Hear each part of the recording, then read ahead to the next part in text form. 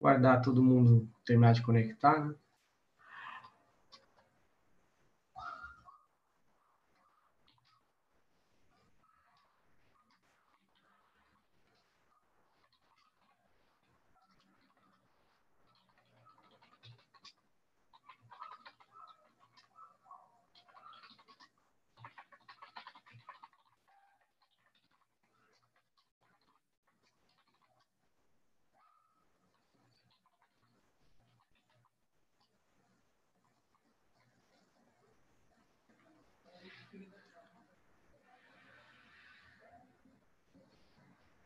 Tem só mais uma pessoa finalizando a conexão.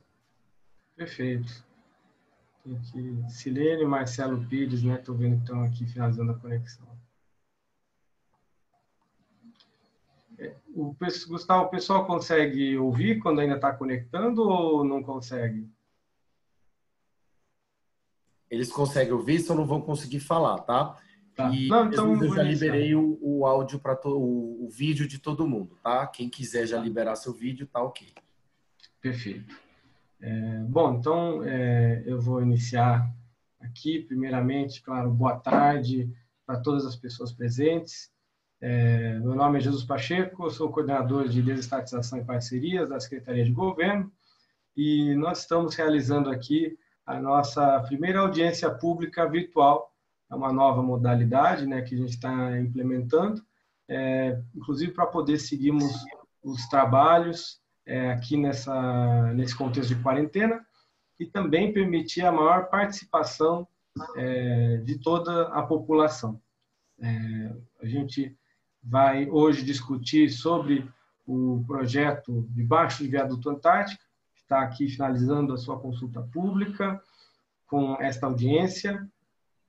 Nós temos, nesse projeto, uma visão muito interessante, que ele, mais do que uma questão de orçamento, de entrada de recursos e mesmo de reposicionamento do município, né, nas áreas prioritárias de saúde, educação, zeladoria, ele também é fundamental para repensar um pouco a vivência na cidade, buscar outros usos para as áreas comuns que nós temos, inclusive espaços que atualmente estão com baixo ou sem uso.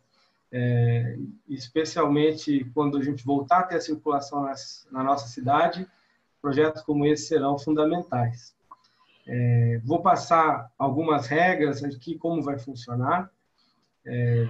Reforço, né, que é a primeira, então a gente está ainda testando um pouco esse modelo, podemos ter algumas intercorrências, já peço de antemão a compreensão de todos. Primeiro, claro, informar que essa audiência pública está sendo gravada, então, por isso mesmo, quando a gente passar para as falas, vou pedir para que quem for falar se apresente, né, fale seu nome para que a gente saiba quem está falando. A gente vai controlar, né, as falas através do pedido no chat ou com a reação tem uma mãozinha aqui embaixo nessa ferramenta do Zoom, tem o chat ou a mãozinha para pedir a fala. Nossa equipe vai ver quem que se manifestou primeiro para podermos organizar em blocos de 5 perguntas, 1 minuto cada. Faz 5 perguntas, a gente responde, mais 5 perguntas, responde até, né, o teto da nossa audiência pública. A gente iniciou agora às 3h10 aproximadamente, a gente vai até às 5h10, é o nosso teto.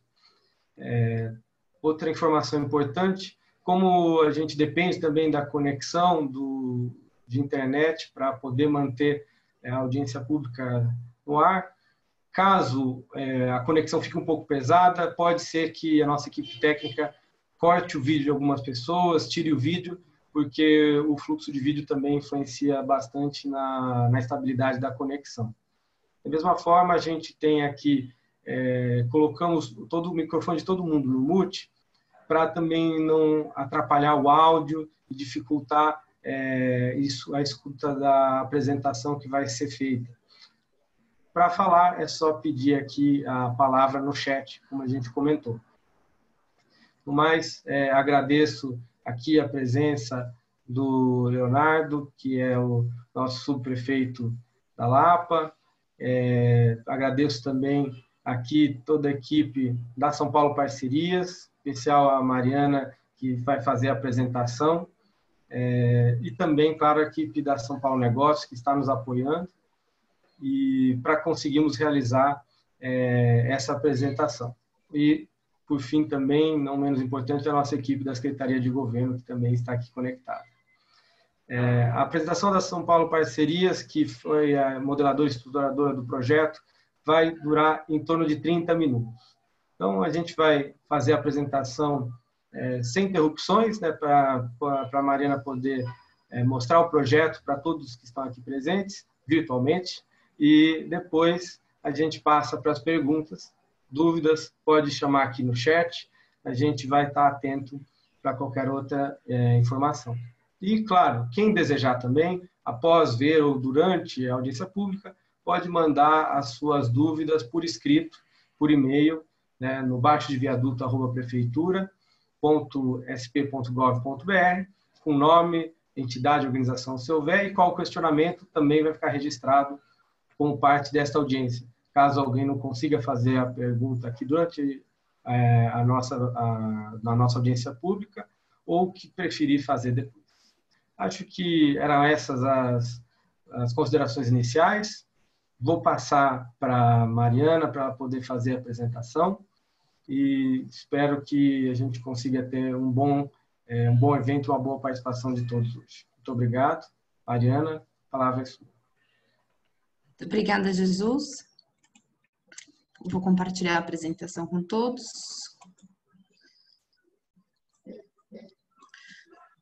Todos conseguem visualizar? Tá perfeito, Mariana. Ótimo. Muito obrigada. Bom, Caris, boa tarde. Eu agradeço a participação na audiência e o interesse no projeto. A proposta dessa apresentação de hoje é passar os principais pontos do projeto de concessão do Baixo do Viaduto Antártica, que está em consulta pública. E para introduzir o assunto, a gente pensou em passar inicialmente as diretrizes do programa que vem sendo desenvolvido pela Prefeitura do município de São Paulo para a ativação dos baixos dos viadutos. Bom, do ponto de vista urbanístico, um viaduto ele é um desafio para a cidade, né? Eu vou até voltar aqui na nossa imagem inicial, onde dá para a gente perceber pela dimensão do viaduto comparativamente então ao pedestre, pelo tipo de utilização para transporte motorizado e até mesmo pelo projeto, pensando na luminosidade ou no pé direito, a gente consegue perceber que um viaduto ele cria um vazio urbano, que ele tem uma dificuldade aí de ser transposto por um pedestre e também ele interrompe a organização normal da cidade, né, fazendo uma segregação das áreas. Então, o programa de ativação de baixos de viadutos, ele tem como proposta transformar esse ambiente urbano de uma forma que consiga fazer uma integração da área do baixo de viaduto com o remanescente da cidade. E a estratégia que é adotada por esse programa é justamente de fazer com que esses espaços sejam ativados, transformando eles em espaços de permanência. Para isso, seria necessário que você dotasse esses espaços de um mínimo de mobiliário urbano, equipamentos públicos e promovesse aí algumas atividades abertas à população. Com isso, a ideia é que a utilização pelo público daquela área trouxesse uma sensação de pertencimento e pudesse, assim, promover qualidade de vida para a população. Então, mais do que eliminar externalidades negativas, entende-se que o programa de ativação dos baixos de viadutos, ele tem um potencial muito grande de gerar externalidades positivas, né? São espaços subutilizados e que fazem essa segregação com o restante da cidade, trazendo uma insegurança e ocupação irregular, que se tiverem uma destinação, a depender da destinação que lhes forem dadas, podem ser novos espaços públicos, gerando núcleos de desenvolvimentos variados, economias criativas, circulares e afins, e resultando aí numa valorização do entorno maior sensação de segurança. E a forma como está sendo proposta de programa é justamente para que isso seja replicável nos muitos viadutos que existem na cidade. Então, existe uma possibilidade de escalabilidade desse programa que é muito interessante. A fim de ilustrar um pouco essa questão do potencial de transformação do ambiente urbano que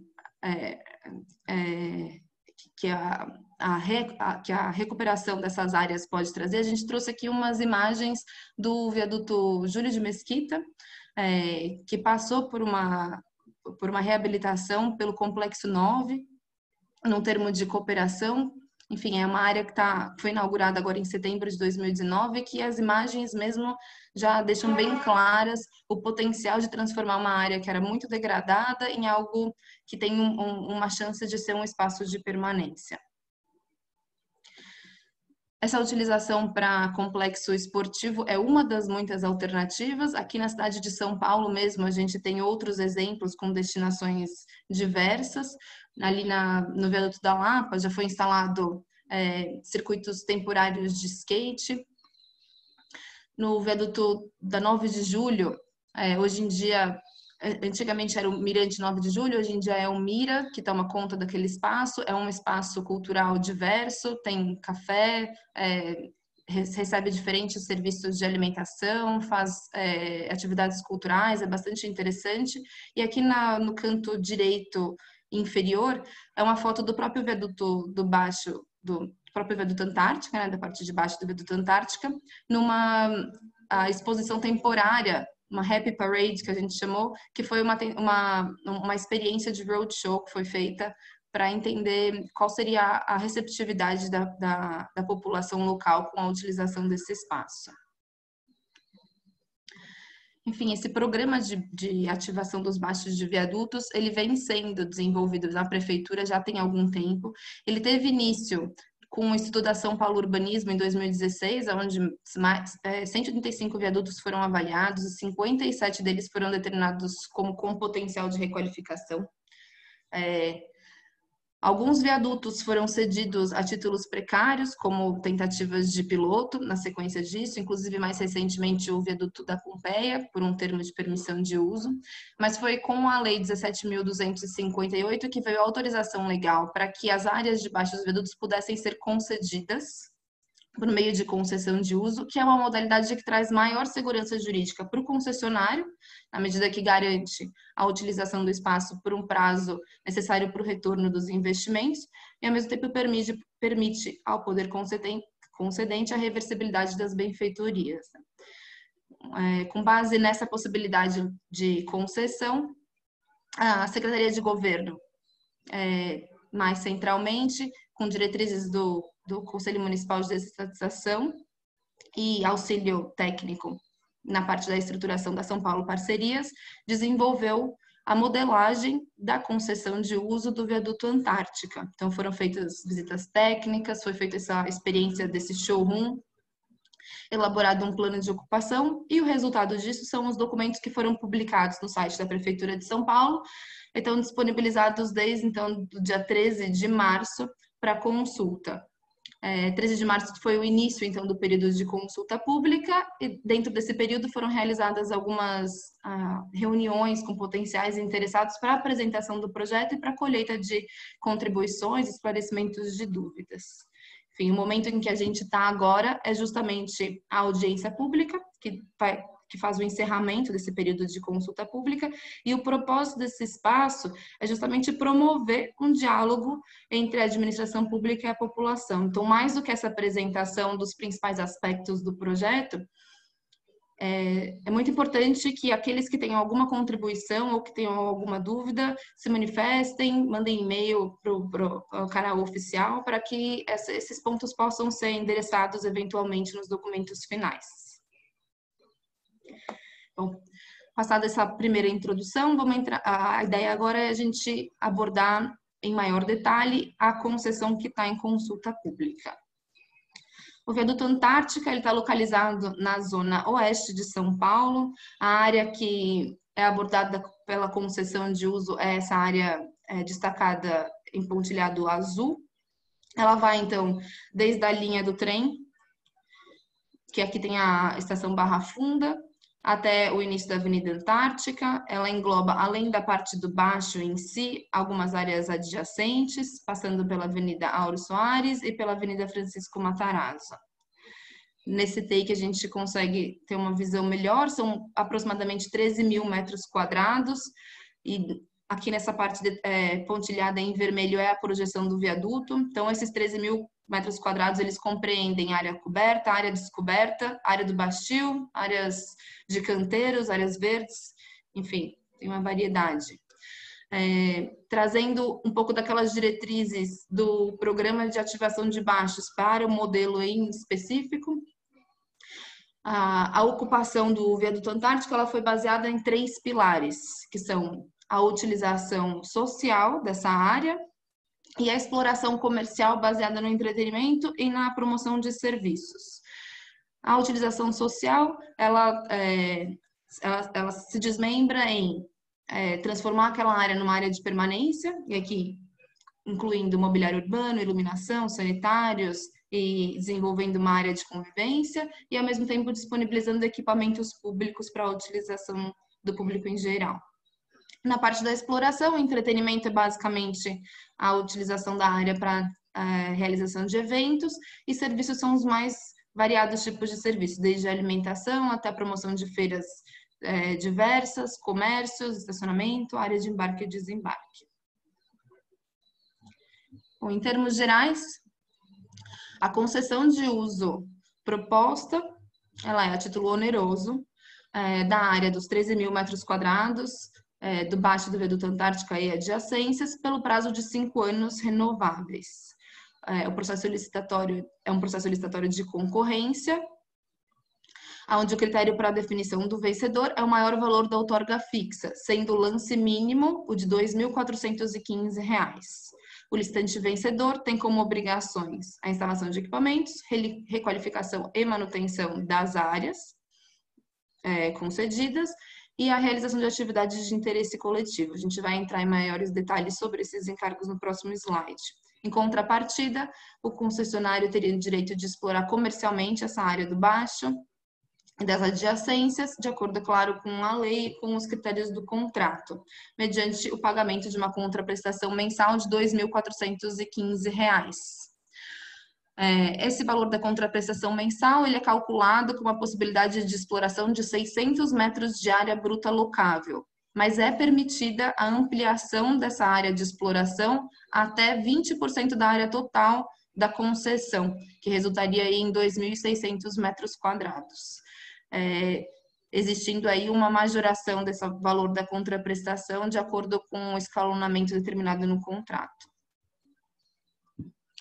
Bom, como mencionado, um pouco em maiores detalhes, os encargos obrigatórios do concessionário são a instalação de câmeras de segurança e iluminação complementar, a realização da zeladoria de toda a área da concessão, o que inclui a varrição e a manutenção das áreas verdes, a instalação de pelo menos 2 paraciclos e de uma área de embarque e desembarque, a realização por mês de 8 atividades de interesse coletivo gratuitas e a instalação de melhorias em toda a área, que compreendem desde mobiliário urbano, aqui bebedouros, bancos, 3 sanitários, o desenvolvimento dessa área de convivência e a instalação de 5 equipamentos.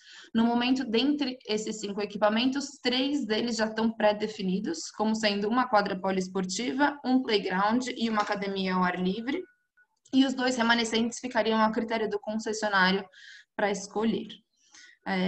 Todos esses encargos obrigatórios, com exceção da área de embarque e desembarque dos sanitários, eles têm que estar disponibilizados no prazo de 90 dias.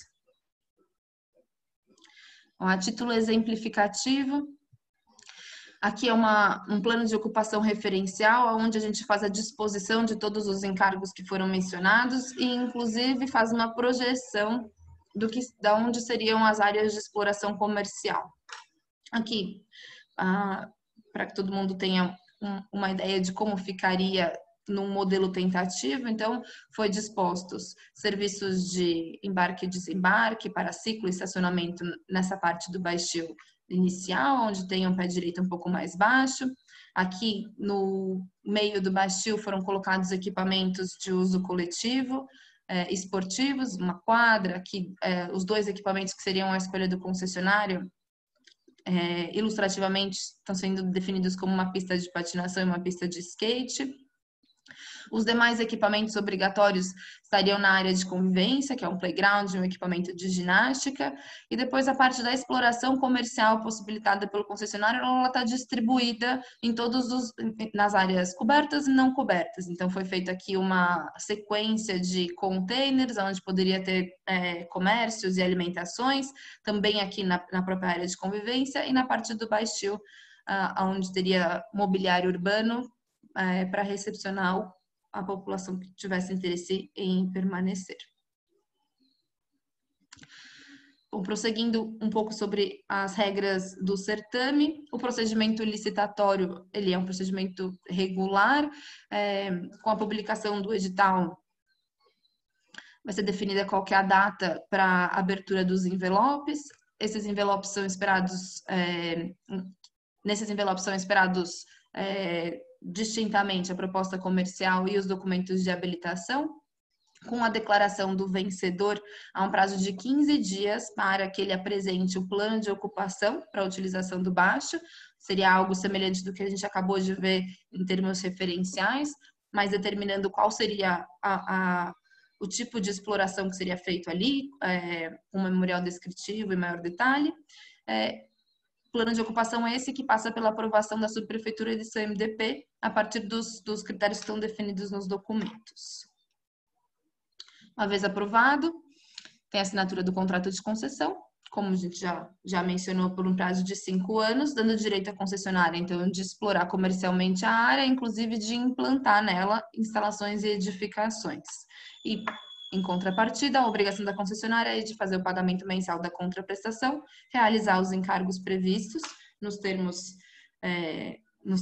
definidos no caderno de encargos e prestar contas para a subprefeitura. É uma preocupação do projeto que o desempenho do concessionário seja avaliado durante todo o período da concessão. Para isso, existe um documento anexo ao edital, que é o Sistema de Mensuração de Desempenho, que define quais são os parâmetros para que sejam avaliados o cumprimento e a adequação dos encargos. A partir dessa avaliação, é calculado um adicional de desempenho que ele é aplicado na hipótese do concessionário não fazer o cumprimento satisfatório desses encargos. Então, no fim das contas, a concessionária poderá ser penalizada caso não cumpra com os encargos na forma e quantidade que são determinadas, e essa penalização ela pode atingir até 4 vezes o valor da contraprestação base. Operacionalmente, a concessionária tem a obrigação de apresentar todos os meses à subprefeitura o programa de uso e ocupação da área do baixo. Aqui, então, é um descritivo de quais seriam as atividades programadas para o próximo mês. Um relatório de requalificação, que é o documento onde a concessionária vai conseguir descrever e comprovar que os encargos obrigatórios estão sendo cumpridos. E, por fim, a apresentação do comprovante de pagamento da contraprestação mensal. Bom, caminhando já para o final da nossa apresentação, o projeto ele é avaliado em termos da quantidade de benefícios efetivos que ele cria para o município de São Paulo. E aqui, como pontuado no início da audiência pelo Jesus, esse projeto ele não tem uma função arrecadatória como prioridade. Acredita-se que a eliminação das externalidades negativas e a criação das externalidades positivas que aconteceriam com a requalificação do espaço ocioso, elas por si só gerariam muito valor para o município e conseguiriam, inclusive, dar início a um círculo virtuoso, né? Você teria necessariamente, com a criação dessas atividades de lazer e serviços, uma necessidade de investimentos na área e um resultado de uma geração de empregos nesse prazo da concessão dos 5 anos. Com esses investimentos em empregos, você teria um aumento da arrecadação e uma desoneração do orçamento público na medida em que você tem um parceiro privado fazendo a manutenção e esses investimentos nessa área. Ainda assim, se a gente pensar em valores absolutos, tomando como base o modelo referencial que foi utilizado para modelagem, estima-se que durante o prazo dos 5 anos da concessão, o município consiga ter um benefício de quase 5 milhões de reais.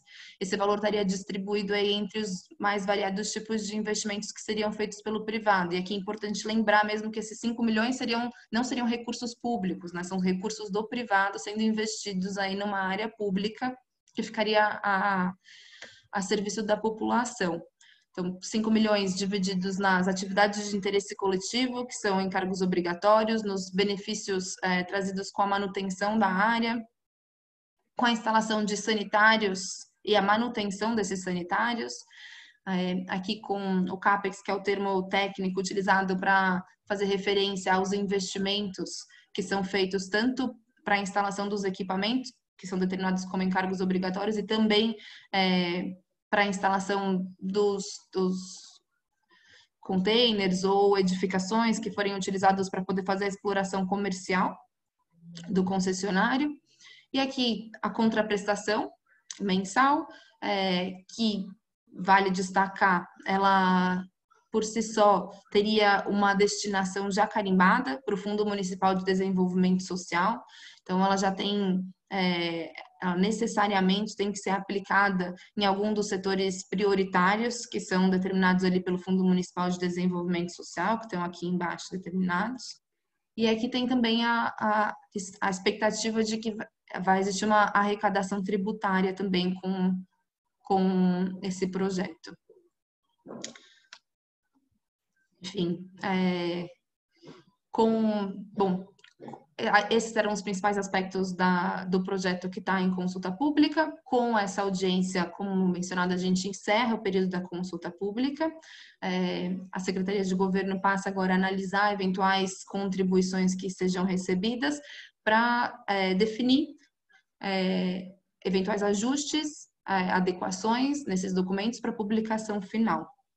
Eu agradeço, então, a participação de todos e abro agora o espaço para que a gente consiga fazer contribuições e questionamentos, fazendo o pedido aqui que esses mesmos questionamentos sejam encaminhados por e-mail para a Secretaria de Desestatização para que possam ser considerados nessa republicação.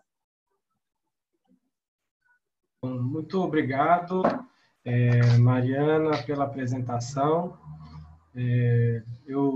Cabe aqui também a mim registrar que, pelo menos, quando a gente começou, a gente estava com cerca de 18, 19 participantes, além, claro, de toda a equipe. E abro a palavra aqui, quem tiver dúvidas, complementos, sugestões, para fazer uso da palavra. Todas essas sugestões que forem faladas aqui vão fazer parte, né, do material que nós vamos trabalhar para o futuro lançamento desse edital. Também, claro, quem desejar pode fazê-lo só na forma do e-mail, na forma escrita. Então, estamos aqui abertos. Quem quiser pode mandar aqui mensagem no chat ou pedir a fala, a gente passa.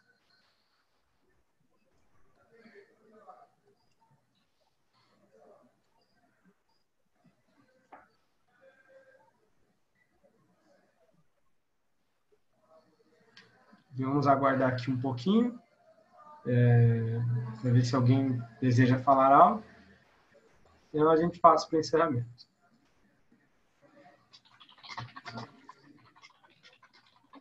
Acho que a gente tem uma mão levantada da Patrícia.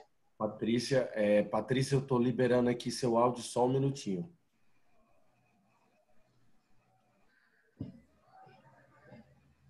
Olá, obrigada. Boa tarde. Na verdade, são duas perguntas. Uma em relação a algum dado ou garantia de que esse espaço oferecido ele não tem problemas de inundações. A segunda questão a gente tem feito um estudo de viabilidade e surgiram algumas dúvidas em relação às questões estruturais do próprio viaduto, ou se existe algum relatório, fora o relatório, eu li o relatório que está no anexo, que é um relatório escrito, mas não tem nenhum tipo de seção ou nenhum desenho técnico para a gente poder ter uma precisão, por exemplo, do pé direito em algumas partes. A gente pegou a altura máxima de 5,40 e ficou com algumas dúvidas em relação a isso. E a terceira observação técnica, eu pedi já no questionamento anterior a possibilidade para até ajudar os participantes desse processo em desenvolver alguma coisa para poder fazer uma modelagem financeira e ver a viabilidade do negócio, a base de CAD, porque eu fiz uma compatibilização de alguns arquivos da GeoSampa, mais foto aérea do Google, mais algumas informações do mapa digital da prefeitura e, por exemplo, até na área maior do lado esquerdo, fora do viaduto, existe uma incongruência no limite que vocês apontam como sendo o limite da área de intervenção. Isso para a gente, assim, nesse momento, não é tão crucial porque é um ajuste fino, mas seria muito importante se fosse possível, né? Porque a gente usa para calcular áreas e, inclusive, entender o que significam 2.600 metros de ocupação. Tá? Muito obrigada. Imagina, obrigada, Patrícia. Bom, dos 3 pontos, sobre todos os estudos, acho que primeiro, todos os estudos técnicos disponíveis na prefeitura sobre a área foram incluídos como anexo nesse momento. Então, de fato, a questão das inundações e a base do CAD, não existem documentos adicionais sobre isso. A base do CAD, inclusive, a gente ponderou se seria o caso de fazer um levantamento pela prefeitura nesse momento, mas a gente entende que isso pode ser realizado pelo concessionário na hora da produção do plano de ocupação e apresentado, então, para a prefeitura para posterior anuência, né? Não teria aí um prejuízo, então, de metragem, caso seja identificado que tem uma metragem um pouco a menor ou um pouco a maior dessa área. E quanto à questão do viaduto, que eu acho que é o ponto mais relevante, Patrícia, existe foi feito tem um atestado de que o viaduto está apto, né? E aí aqui é uma das condições da concessão que não exista nenhuma interferência na obra de arte especial, né? Então não pode ser realizada nenhuma intervenção nos pilares ou na base do viaduto. A gente não tem nenhum estudo técnico mais detalhado sobre a área do viaduto. Eu posso até confirmar se a gente disponibilizou esse atestado de viabilidade de SP Obras quanto ao viaduto. Eu acredito que sim. Mas, enfim, não acho que isso deveria ser uma preocupação na medida em que não é possível fazer nenhum tipo de intervenção nele.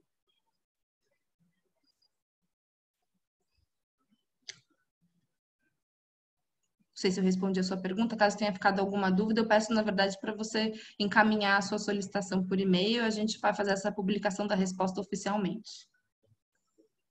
E só para complementar, né, o que a Mariana colocou, a gente abre esse espaço também, não só para sanar as dúvidas, parte vamos conseguir sanar aqui, mas sempre tem também os comentários que a gente leva para voltar aí para a prancheta e poder melhorar o projeto quando for cabível. Nem tudo a gente vai sempre conseguir responder aqui na hora, mas é justamente para isso a gente poder dialogar. Acho que teve mais uma mão levantada. Eu vi aqui o Diego Fernandes. Eu não sei se teve alguém que levantou antes. Só um segundinho que eu estou liberando aqui o Diego. Perfeito. Diego, seu áudio está liberado. Boa tarde, pessoal.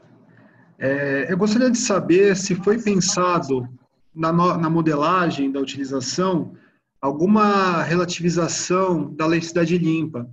Ou seja, possivelmente tem muita gente que quer explorar debaixo dos viadutos mas fazer a propaganda do seu produto, ou enfim, muitas empresas de entrega, ou outras empresas desse tipo. Eu queria saber se isso foi considerado na modelagem. Oi, Diego.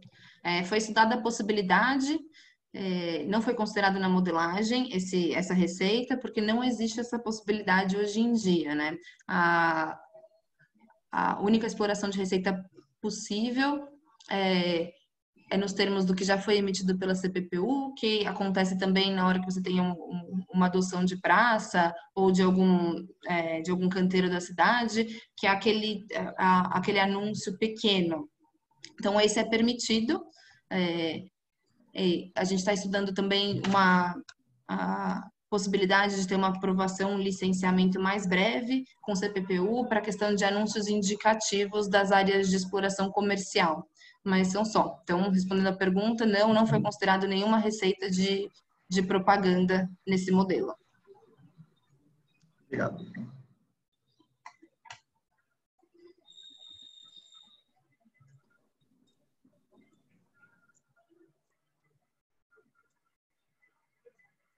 Alguém mais? Alguém mais quer fazer algum comentário, alguma participação?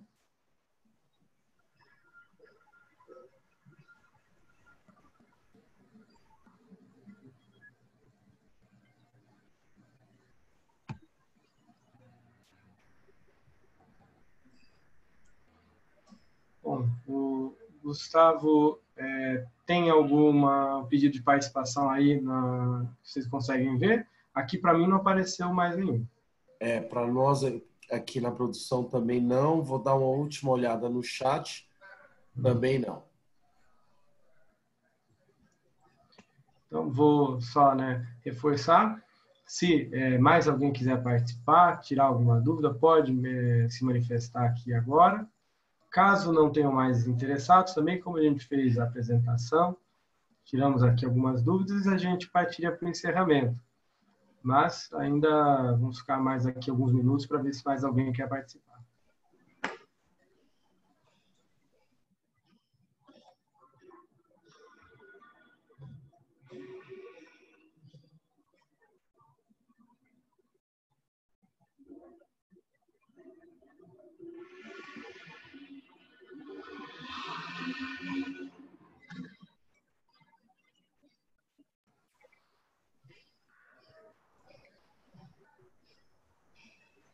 Bom, acho que não há... Aqui a Patrícia levantou, né?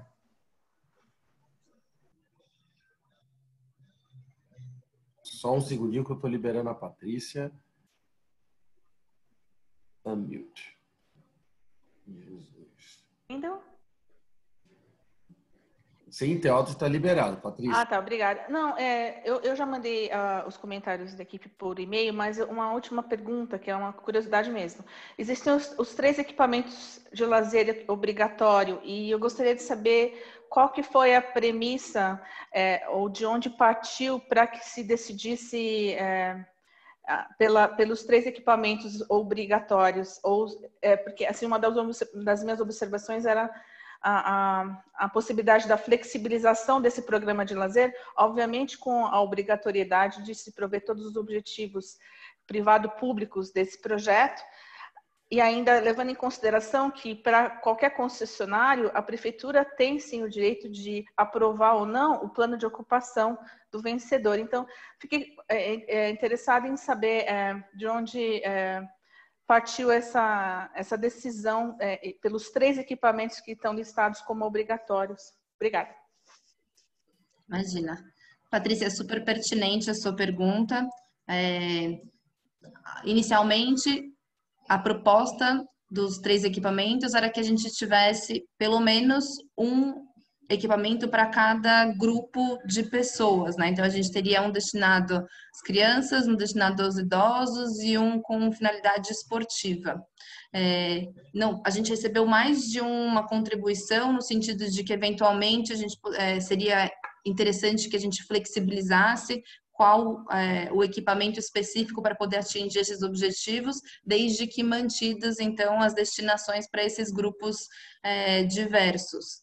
de fato, é uma contribuição interessante, a gente gostou e a gente se apega também nesse fato que você comentou de que o plano de ocupação ele passa por um momento de aprovação ainda aí de subprefeitura e de CMDP, que então, a princípio, não parece ter prejuízo para o projeto que essa flexibilização aconteça. Então, isso está sendo considerado, sim, nesse segundo momento de produção dos documentos finais.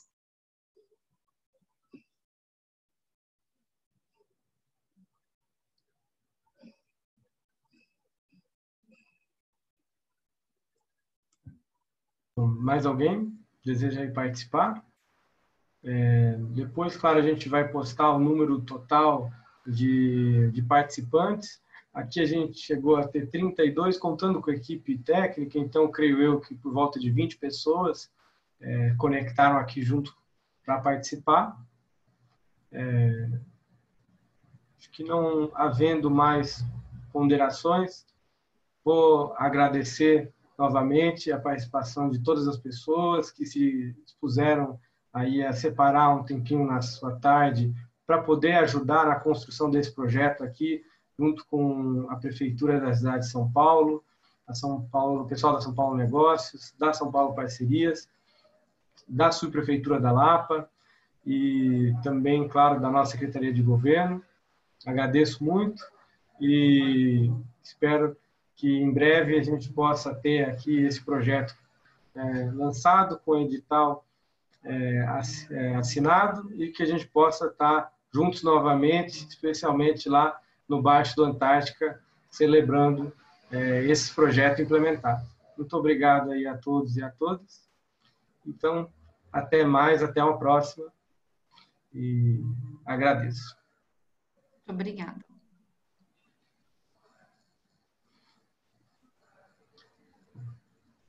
Então, até mais, até a próxima. Está encerrada, então, aqui a consulta pública do Baixo de Viaduto Antártica.